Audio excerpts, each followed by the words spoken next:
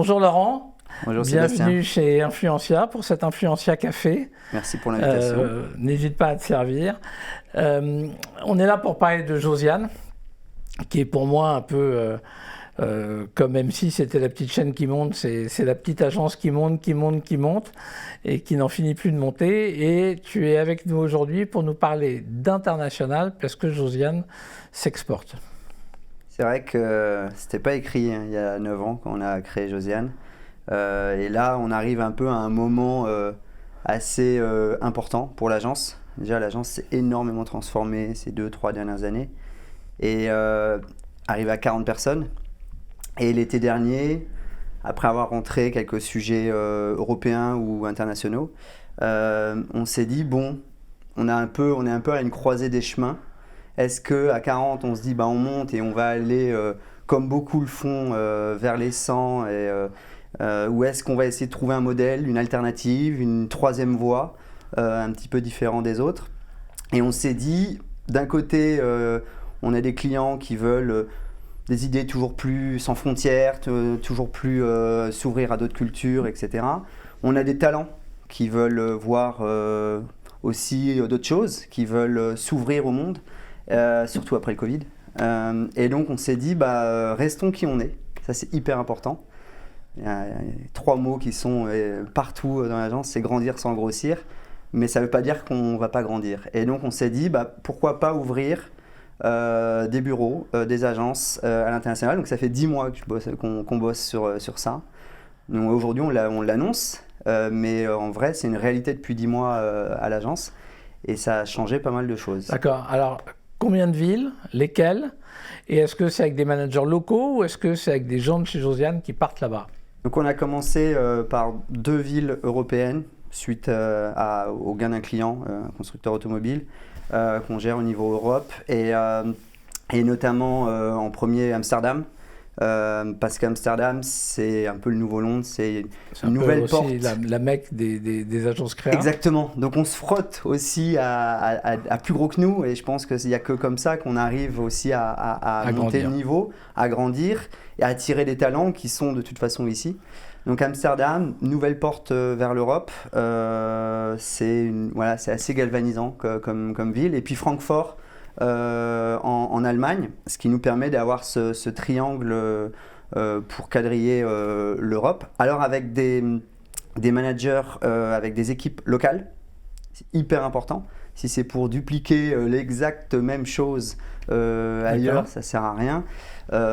Évidemment, la culture va s'infuser et la culture Josiane qui est très présente, on pourra en reparler, elle va s'adapter localement à la couleur locale, avec des équipes locales, avec des clients locaux. Donc des patrons que Josiane. tu as recrutés. Exactement. Déjà ou bientôt? Oui, exactement. Amsterdam, Francfort sont... là, c'est live. On n'a pas encore lancé localement, officiellement, mais en vrai, ça existe depuis plusieurs mois. Donc les briefs sont partagés, on va dire, un brief sur 2 parisien est partagé entre plusieurs villes. Et là, sur les semaines et mois qui viennent, on va faire un lancement de ville. Et l'idée, c'est vraiment, parce que c'est aussi dans Josiane, je l'ai dit tout à l'heure, le grandir sans grossir, c'est de rester à échelle humaine, c'est-à-dire avec des petits bureaux, à vrai dire, 3-4 partenaires de très haut niveau, et puis quelques collaborateurs, et puis après, il y a Josiane Paris qui est derrière, ou d'autres dans ce mini-réseau, en fait. On est en train d'essayer de devenir, c'est peut-être limite présomptueux, mais la plus petite multinationale de la pub, ça serait drôle. Et tu vas y passer du temps toi-même dans ces bureaux? Évidemment, j'ai passé pas mal de temps à Amsterdam, à Francfort, et maintenant qu'il y a les outils digitaux qui nous aident et qui nous aident à collaborer plus facilement. Et surtout, donc oui, j'y vais, mais en fait, j'y passe pas, je ne vais pas habiter là-bas. D'accord. Et ce qui est intéressant, c'est le modèle humain qui est derrière, parce qu'il ne faut pas oublier notre modèle d'agence de pub, c'est des talents. Et en fait, l'idée de dire, d'amener un modèle hybride entre ce présentiel et ce full télétravail, de se dire au milieu, il y a une sorte de troisième voie où on est lundi, 13h, un nouveau créatif vient d'arriver, il a envie d'aller à Amsterdam, il prend un train à 14h et on va même payer pour qu'il y aille pour favoriser l'échange interculturel, etc. On a beaucoup travaillé sur l'intergénérationnel chez Josiane, là on travaille sur l'interculturel. Et donc on construit aussi un nouveau modèle social, humain et de collaboration qui est hyper passionnant.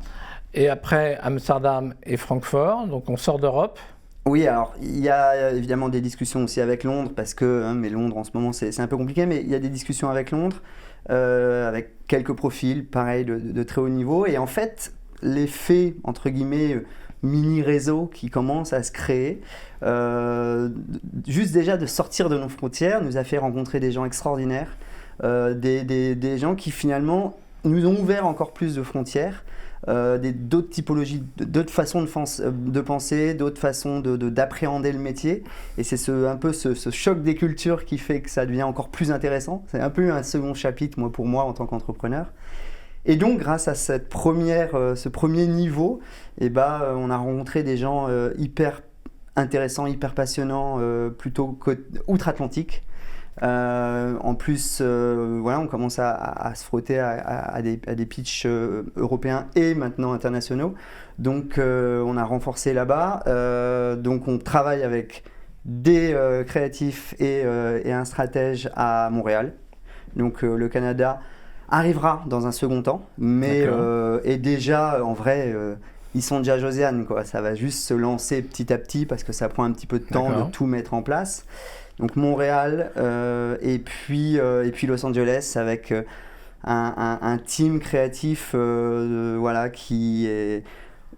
C'est des extraterrestres aussi, eux, ils sont donc hyper intéressants de voir d'autres approches. Ils ont fait pas mal de bagnoles, ils ont fait pas mal d'entertainment.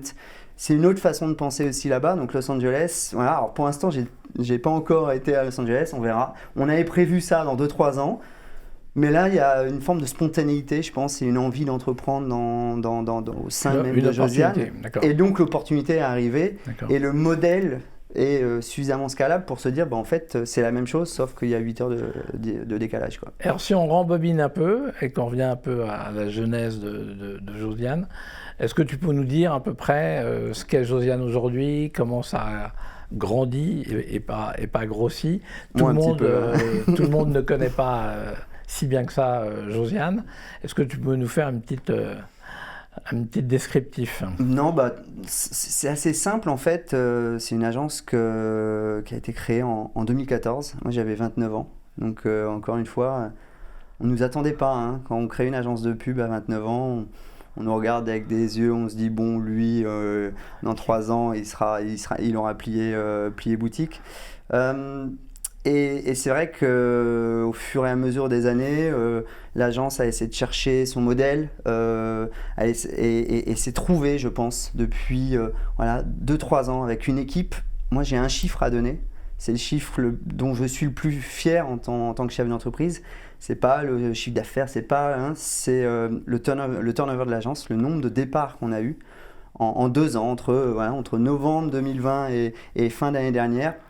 Alors qu'on faisait 60% de croissance en 2022, 0 départ. Pour moi, tout est dit en fait. C'est-à-dire que on vend pas de la data, on vend pas de la techno, on vend des idées. Et en fait, pour avoir des idées, c'est aussi simple que revenir à l'humain, à des talents en fait. Donc la base de tout dans notre métier, il n'y a pas de barrière à l'entrée, il n'y a pas tout ça. C'est juste des gens en fait. Et juste des gens qui ont envie de bosser ensemble, qui sont bien ensemble et qui ont envie de faire des choses bien et mieux que tout ce qui a été fait avant. Quand on a discuté pour préparer cette émission, tu m'as dit la moitié des effectifs de Josiane, ce sont des créatifs. Est-ce que ça donne un positionnement complètement différent à Josiane comparé à d'autres agences dont on peut beaucoup parler, type... je sais pas, Marcel, Buzzman, Steve ou d'autres. Et peut-être la deuxième partie de ma question, pourquoi s'internationaliser plutôt que se digitaliser, ce qu'ont fait beaucoup d'autres agences récemment en acquérant des compétences digitales ou en achetant des structures digitales? Bah, déjà, oui, le chiffre, les achats, quand on fait, vous savez, on doit passer des fois aux achats pour comprendre comment est structurée l'agence et tout. On leur dit, oui, 50% sont les créatifs. Et à vrai dire, je pense que ce chiffre avec l'international est même plus élevé parce que en fait, on s'appuie sur des créatifs, on construit autour de D'accord. créatifs qui sont souvent plus facilement en freelance et qui veulent passer le cap pour, entre guillemets, créer leur agence. Et autour d'eux, on crée l'équipe qui va bien avec un managing director plutôt business, un stratège, etc. Et c'est drôle, donc finalement, au moment où on se parle, je pense qu'il y a plus de créatifs que de non créatifs. Mais tout le monde est créatif dans l'agence, évidemment. Donc je pense peut-être déjà, c'est peut-être un facteur de différenciation, mais c'est vrai que c'est très difficile de se différencier dans un marché. On n'est pas une start-up, on ne vend pas de la techno, on est dans un marché d'agences de pub. Donc je pense qu'il y a 2 choses qui nous différencient, 3 je dirais, c'est les gens.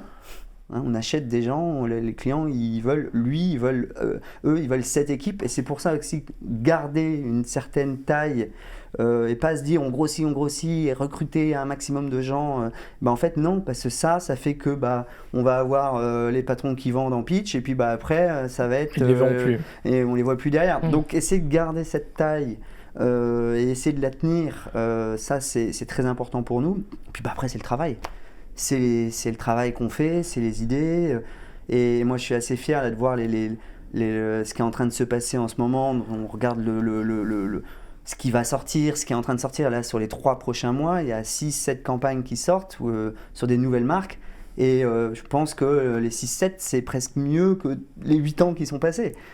Et c'est comme ça qu'en fait on grandit, on passe marche après marche et puis là avec l'international c'est plus on change d'escalier, on change complètement de braquet, mais et ça c'est hyper important, c'est de rester qui on est en fait. C'est juste on protège en fait en faisant ça, je protège ce qu'on a réussi à créer à Paris. Mais on aime bien en le nourrissant. On aime bien mettre les agences dans des cases, ou en tout cas les structures dans des cases. Donc est-ce que Josiane est une hot shop créative et veut rester une hot shop créative, c'est-à-dire une boutique très créative avec un produit créatif très fort, très assumé et international maintenant? C'est ça le clairement, projet. entre le choix, le paradigme du marché, on le voit entre Havas Publicis, on le voit avec les cabinets de conseil, etc. Le choix entre la data et la créa, il est sur la créa évidemment, parce que pour nous, on pense que la data est un moyen. Hein, on ne dit pas que c'est... Utiliser à bon escient, c'est intéressant, mais pour nous, on est plutôt des fabricants d'histoire, d'émotions, de relations, et ça... Plus notre monde va se digitaliser, on le voit avec l'intelligence artificielle, tout ça et tout, plus finalement je pense qu'on aura besoin de retrouver une forme de bon sens et de retour à la base. Et donc finalement dans Révolution, il y a le cercle et il y a un retour à un point initial. Alors c'est pas vieillot de dire ça, du haut de mes 38 ans, mais c'est plutôt de se dire, retrouver un peu de bon sens dans le modèle. Et oui, se concentrer sur la créa, bien sûr. La stratégie et la créa, parce qu'on construit des marques. Et en fait, il n'y a pas de créa sans stratégie. Donc, un planning stratégique aussi qui est très consistant, avec Evelyne Bourdonnais. Puis une direction de création avec Jérôme. Et encore une fois, si on peut se permettre de faire l'international, c'est parce que les équipes sont extraordinaires, en fait. J'ai des équipes qui sont extraordinaires. Moi, aujourd'hui, je passe 2-3 heures par jour sur l'international. Si je peux me permettre de faire ça, parce que c'est que ça tourne, en fait. C'est que ça tourne et que c'est du papier à musique et c'est beau. C'est beau à voir, en fait. Moi, ça fait 15 ans que je suis entrepreneur et là, je le vois et franchement, je suis fier plus que les velléités internationales de ça, ou même, c'est de voir que ça fonctionne, en fait. Et on a démarré cet entretien en parlant de Josiane, la petite agence qui monte. Alors toi aussi, tu montes pas mal, tu montes à vélo. Bien joué. Et j'ai vu que tu avais monté le Mont Ventoux il n'y a pas très longtemps et que tu te préparais pour être Ironman. Je voulais que tu nous racontes justement s'il y avait un parallèle entre justement tout ce que tu mènes de front chez Josiane et cette énergie que tu mets sur ton vélo à courir ou à nager. On me demande souvent, mais est-ce que tu es créatif? Est-ce que tu es là? Moi, je suis un entrepreneur. Et je pense qu'entreprendre, j'adore cette phrase, je ne sais même pas de qui elle est. Entreprendre, c'est courir un marathon à la vitesse du 100 mètres. C'est un peu ça en fait. Donc c'est garder un momentum, mais sauf qu'en fait, ça va durer très longtemps. Et plus long qu'un marathon, c'est un Ironman, parce qu'avant le marathon, il y a une étape du Tour de France, et avant, il y a 4 bornes en natation. Donc oui, en fait, je faisais du triathlon il y a une quinzaine d'années. Après, j'ai grossi, contrairement à Josiane.